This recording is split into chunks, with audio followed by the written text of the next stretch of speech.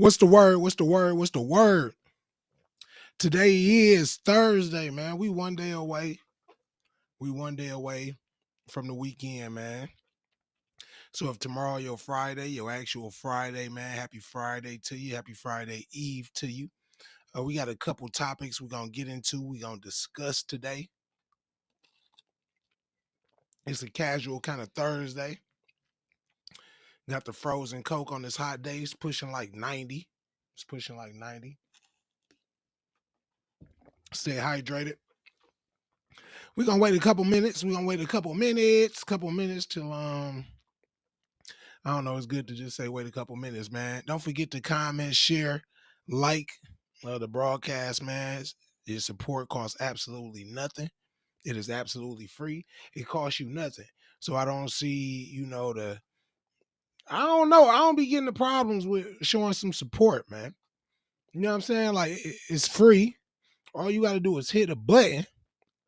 I guess some of y'all be thinking like, man, I'm too cool, man. No, man, I'm too G, man. I ain't gonna show no support. I ain't gonna show no like. Come on, man. Get out of that habit, man. Get out of that habit, man. Show some support. It's absolutely free, man. First topic we gonna get into, man. Cardi B.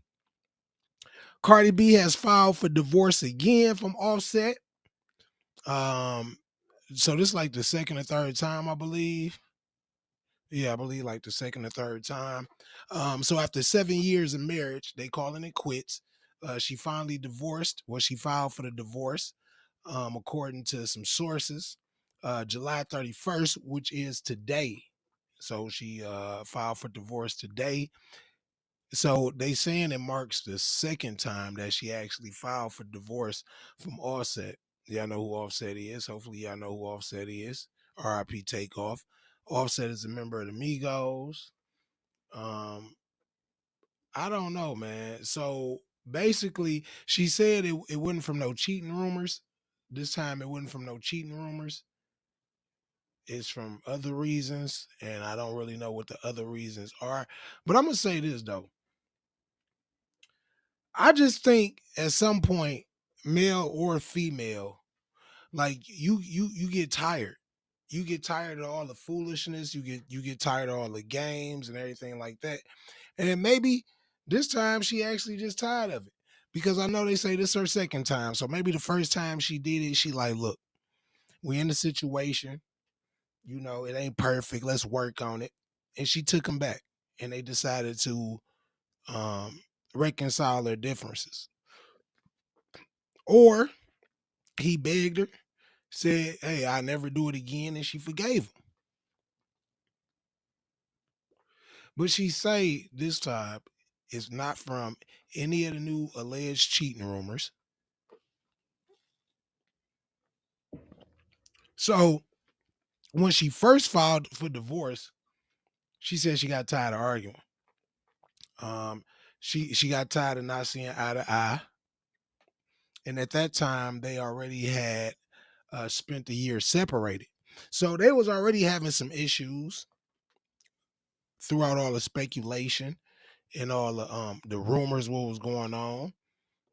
And she just said it. She said, "Look, I got tired of arguing. I got tired of not seeing eye to eye." And I'm kind of wondering, like, does that happen a lot? Do a lot of females just feel like, man, I'm tired of arguing. I'm tired of this and I'm tired of that. And I'm pretty sure that some males out there get tired of that as well. It's not only a female thing to be like, I'm tired of all the arguing. Males get tired of arguing too. Like arguing is nothing but negativity if you really think about it. Like arguing doesn't really solve anything unless unless one person is just totally right and the other person is just like they wrong but they trying to save face, so they'll continue to argue just to be doing it.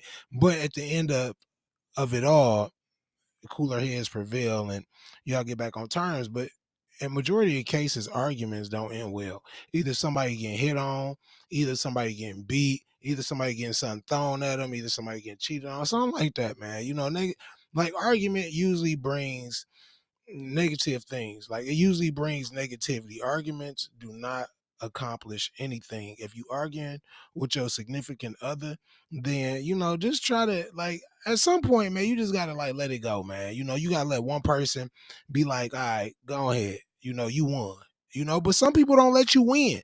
Some people don't want to win. Some people want to continue to argue until they feel that they won. So maybe this is the case with Cardi B and Offset. You know, maybe at one point she was tired of that shit. She was tired of arguing, not seeing eye to eye. Some, you know, people saying he cheating on her and all this. Maybe and then she forgave him. But this time, maybe it's like, man, I just had enough. It ain't enough. It ain't enough reasoning to. It ain't enough beneficial things to like make me stay. And maybe that was the point. She say him speaking to a lot of women disappointed her. But she still attempted to make it work. They have 2 children together. Two kids, and a lot of the times people try to stay together because of the kids. You know, you don't some people don't want a broken home. They don't want their kids to come up in a broken home, and there's nothing the matter with that. But then you also have to understand that staying together doesn't necessarily mean that the relationship is going to be successful. You know, if y'all could find some type of, you know, in between, good. But just for the kids is not a reason to stay together if it's miserable. Because you could cause more harm to the kid than actual good if you choose to stay together and it's just not working out. There's nothing wrong with co-parenting. It's nothing, as long as both of y'all have good feelings towards it, as long as y'all go into it with an even head, then it's all good. You know, y'all can co-parent and be cool. It's a lot of the times the situations are bad because people are forced to be together. They are forcing the situation. It's not out of genuine feelings. You may still love that person. You may also steady have feelings for that person, but that doesn't necessarily mean it's going to be successful. As long as you under that, you will be good. So, hey, she filed for divorce a second time, man. I don't know if this time it's going to be serious. You know, 3 times the charm, as they say, and we'll see on that. So, moving on to the next topic. Dame Dash. He's on the verge of losing his shares to Roc-A-Fella. Now, y'all know Dame Dash and Jay-Z and Kareem Burke and all them, man, they started Roc-A-Fella in the early 90s. It lasted around to the early 2000s, the Roc-A-Fella run. But he didn't pay $800,000 that he was supposed to pay to keep his shares of Roc-A-Fella Records. So it's been a lot of drama between Dame and Jay, and I ain't even gonna say it's been a lot of drama. It's been a lot of drama on Dame end because Jay really don't say nothing.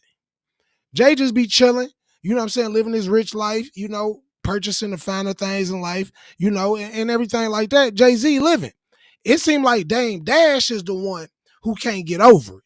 You understand? Like they had a partnership. It was successful. Jay was like, man, it's time for me to grow. Jay got up out of there. And it just seemed like Dame was the one that was hurt. You know, Dame was the one, because you see him all on the internet talking about Jay, talking about the old days. I mean, at some point, when does it become enough to like, bro, it was what it was. It's time to move on. You grown and you need to handle your business. You need to handle your business for real. Like, honestly, when you grown, like a lot of things that you may have wanted when you was a child or younger and you thought it was going to be, it's not going to be. That's life. You know what I'm saying? Life happens. As they say, life happens. And life come at you fast. You was just 18 years a couple years ago. You was just 18 years old a couple years ago. Life happens. Now you about 40. Now you 50. You like, damn, where the time go? Life is too short to dwell. Life is too short to dwell in the past, especially on negativity. Good memories, you're going to always have those good memories. A lot of people don't like hearing this shit because this is real life. It seems like a lot of people in YouTube, they want to like bask in the fairy tale, the fantasy world, man. Life is life. All this BS that's happening on the internet, man, as far as people getting unalive, man, the gun violence in Chicago, the violence in Florida, the violence with ATK, Younger Ace, and all them, man, Julio, Fulio, all that, man. Bro, when enough gonna be enough? Man, y'all don't own none of that block that y'all fighting over. None of that territory, none of that. Y'all don't own nothing. The government own that. The housing authority own that.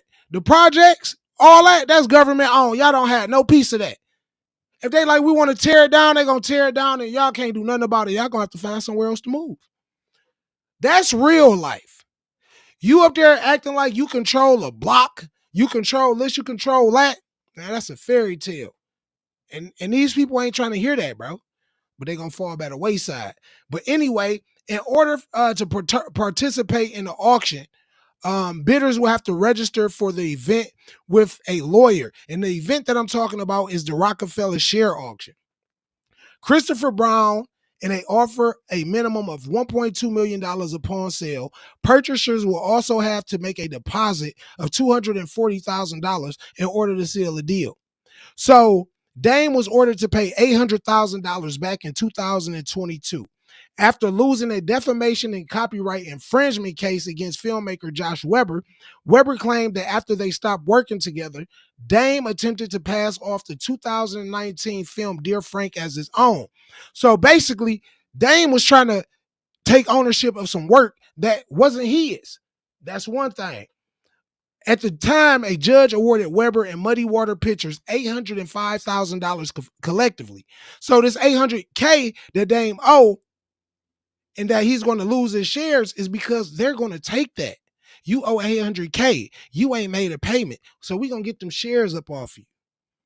So Weber won $400,000 in compensatory damages for defamation and $250,000 in punitive damages. If you don't know what them punitive damages is, that's the extra.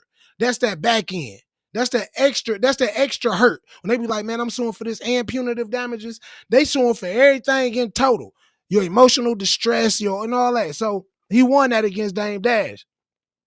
So according to the suit, Dame was hired to help co-direct a film, but was fired 2 years later for allegedly being inebriated on set. So they basically saying he was drunk on set handling business, trying to handle some business. He was drunk. They claimed the mogul pitched Dear Frank to networks including BET, but under a different title, The List. So, like they said, he was trying to pass off some work that wasn't even his under a different name. That's shady business, Dame. A lot of people say you do shady business, Dame. So some people say Jay-Z do shady business too. So maybe y'all had that in common though. Following the verdict, Dame took to Instagram saying, you have to lose some battles to win a war. Yeah, you do. But I think in this case, you might just lose this war, buddy. In response, Weber simply wrote on Instagram, case closed, while tagging Dash's Instagram account with the hashtag Dear Frank Movie. So he's smashing a little in your face, boy, take that. Dear Frank starred Brian Wright, Claudia Jordan, Columbus Short, Nicholas Tartaro, Tori Hart, and Kieria Schroeder, with a cameo from Lil Durk. All right, so, hey, that's it, man. Dame Dash on the verge of losing Roc-A-Fella shares, man. He ain't come up with that $800K that he owes some other people in another case, so they gonna take that. So we'll know, man, if they for sure took it, man, and I'll be sure that this ain't gonna be the last we hear from Dame Dash. He probably gonna have something to say to this, man. No Caps on TV. Y'all stay tuned, man, and we out. If you capping, you laugh.